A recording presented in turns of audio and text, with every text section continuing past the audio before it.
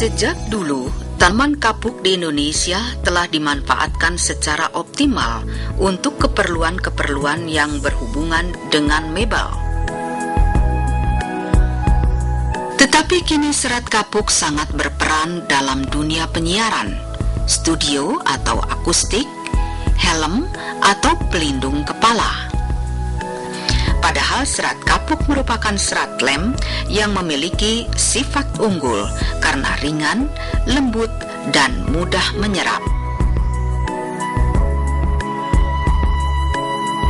Pemanfaatan serat kapuk terbatas untuk produksi rumah tangga, bantal, dan kasur. Peran serta kapuk sekarang telah digeser oleh busa sintetis yang tidak ramah lingkungan.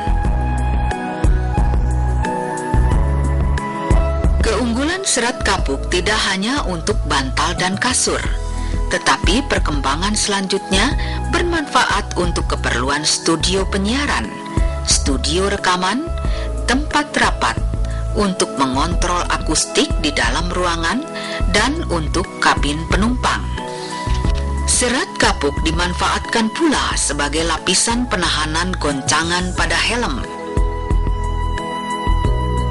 Hasil penelitian Pusat Penelitian Fisika LIPI menyatakan bahan kapuk berfungsi sebagai penyerap suara yang berperan untuk mengurangi pantulan atau refleksi energi suara, maupun sebagai bahan yang mengurangi hantaran atau transmisi energi suara dari dalam keluar ruangan atau sebaliknya.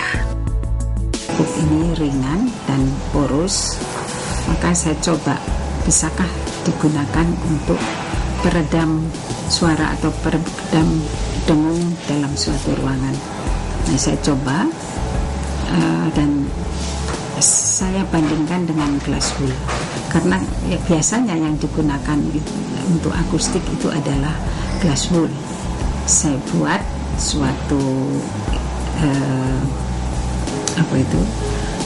suatu kantong yang diisi dengan glass wool, kemudian ada kantong yang diisi dengan kapuk dengan kepadatan yang sama. Jadi kalau yang ada di pasaran itu glass wool itu tebalnya adalah 5 cm. Nah, ini juga saya buat suatu kantong seperti bantal begitu. Tebalnya juga setebal glass wool ini. Maksudnya supaya dalam pengujian nanti saya bisa membandingkan. Nah, dalam uji ini itu diperlukan luas 10 meter persegi. Namun sebelumnya juga sudah saya ukur dengan uji absorpsi yang lebih sederhana, yaitu yang tidak usah menggunakan luas, tidak usah menggunakan bahan yang seluas 10 meter persegi ini. Nah, jadi sebelum itu saya uji dengan koefisien absorpsi normal, artinya bahwa sumber suara itu diberikan atau diaplikasikannya itu secara tegak lurus. Itu sudah diuji dan menunjukkan hasil yang cukup baik dan memungkinkan untuk eksploitasi lebih lanjut gitu. Nah, jadi selanjutnya saya buat yang luas 10 meter persegi ini untuk uji koefisien alfa random, artinya sumber suara atau bunyi itu tidak diarahkan hanya secara tegak lurus, tetapi segala arah, sebagaimana kalau kita berada di suatu ruang auditorium misalnya, itu kan bunyi tidak tegak lurus saja tapi ke segala arah. Itu yang disebut koefisien alfa random. Penelitian di laboratorium ketika dibandingkan dengan serat kaca, serat kapuk dapat bekerja dengan baik, bahkan bisa menggantikan peran serat kaca yang banyak digunakan sekarang. Dalam skala laboratorium, penelitian dilaksanakan dari serat kapuk kualitas terbaik yang tersedia secara komersial dan dijual bebas.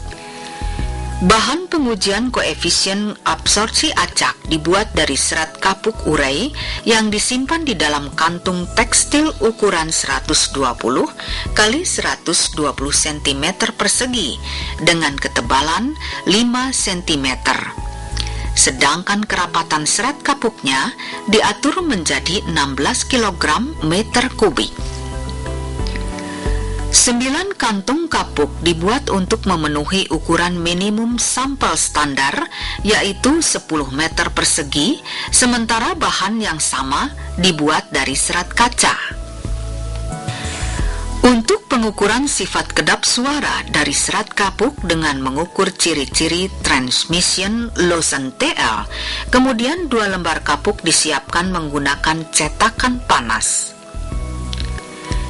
Ketebalan dari setiap lembar serat kapuk diatur 2,5 cm, lebar 90 kali 90 cm persegi, kemudian dipotong menjadi 69 kali 69 cm persegi, yaitu untuk memenuhi ukuran jendela bahan pengujian pada deretan transmission Lawson.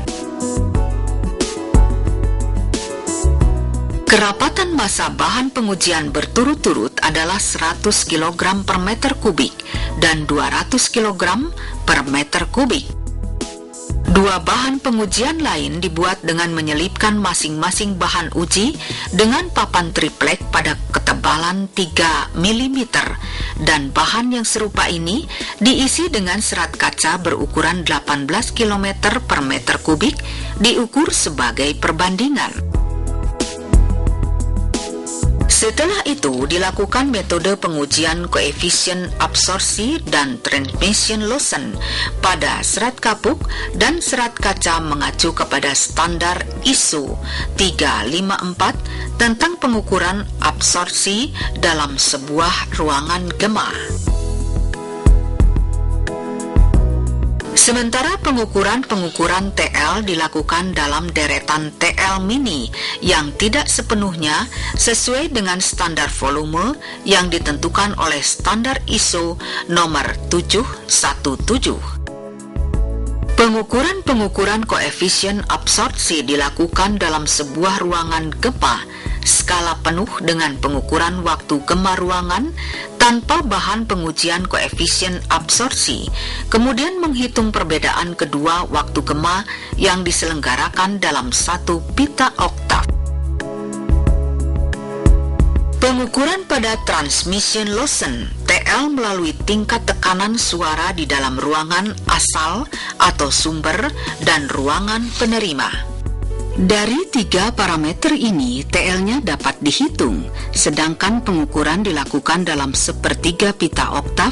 Grafik TL diplot pada kurva standar sound transmission class STC, gunanya untuk mendapatkan nilai STC bahan penguji, sedangkan nilai STC ditemukan ketika menggeser kurva standar sepanjang kurva TL yang diukur untuk memenuhi kriteria deviasi pada masing-masing frekuensi tunggal yang tidak melebihi 8 dB dan nilai maksimum yang diperbolehkan dari keseluruhan deviasi pada sebuah pita frekuensi adalah sebesar 32 dB. Hasil koefisien absorpsi acak dalam layar monitor ini setelah diuji, maka serat kapuk pada frekuensi menengah rendah 150 sampai 800 Hz. Nilainya lebih tinggi dari serat kaca, sedangkan untuk frekuensi yang lebih tinggi dari 800 sampai 4000 Hz, serat kapuk lebih rendah dari serat kaca. Hasil ini menunjukkan bahwa serat kapuk prospektif sebagai pengganti serat kaca.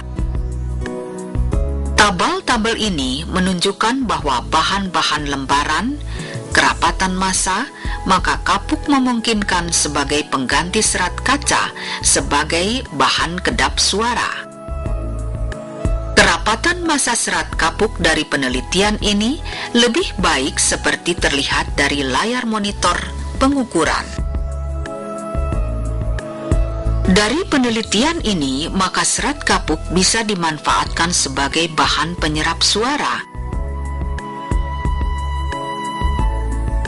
penahan goncangan pada helm, mengurangi pantulan energi suara, dan mengurangi hantaran energi suara dari dalam dan keluar ruangan, dan mengontrol akustik di dalam ruangan dan kabin penumpang.